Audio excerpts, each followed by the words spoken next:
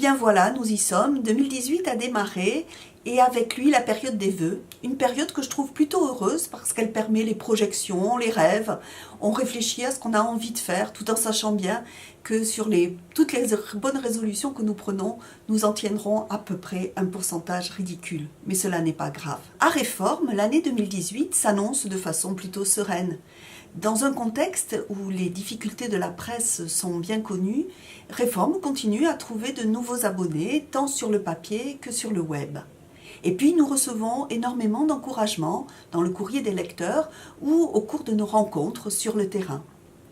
Tout ceci nous porte et nous convie à faire, semaine après semaine, des articles toujours meilleurs pour vous aider dans vos réflexions, dans un monde toujours plus bousculé par les courriels, par les SMS, par l'info en continu, par tout ce qui fait l'immédiateté et qui entrave la réflexion sur le long terme.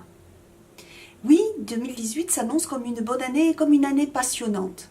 Pour les journalistes que nous sommes, il y aura énormément de rendez-vous. Des commémorations d'abord, qui nous permettent de revisiter le passé pour mieux comprendre le présent. Ce sera par exemple les 50 ans de la mort de Martin Luther King, et les 50 ans aussi des événements de 1968, le centenaire de la fin de la guerre de 1918, ou encore des événements liés à la guerre du Vietnam et à la mobilisation contre cette guerre en Asie. 2018 sera aussi marqué par de nombreux suffrages et des élections en Russie, au Pakistan, en Égypte, au Brésil, mais aussi au Mexique.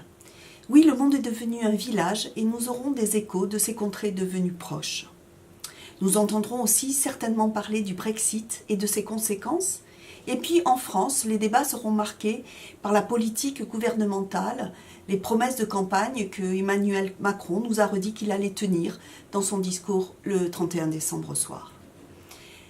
Nous l'avons pris au mot, notre président Emmanuel Macron.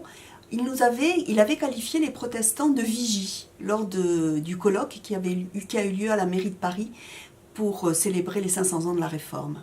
Oui, il a parlé de vigie protestante et nous avons donc interrogé 20 chroniqueurs et chroniqueuses de Réforme et leur avons demandé d'adresser une lettre au président. Ils l'ont fait. Ils se sont prêtés au jeu et ont choisi des sujets variés, nationaux et internationaux, qui leur tenaient particulièrement à cœur. Donc voilà, nous vous invitons à lire comment des protestants peuvent encore être aujourd'hui, et toujours plus, des gens qui interpellent et qui posent un regard particulier sur notre société. Et toute l'équipe de Réforme se joint à moi pour vous souhaiter à toutes et à tous une bonne année 2018.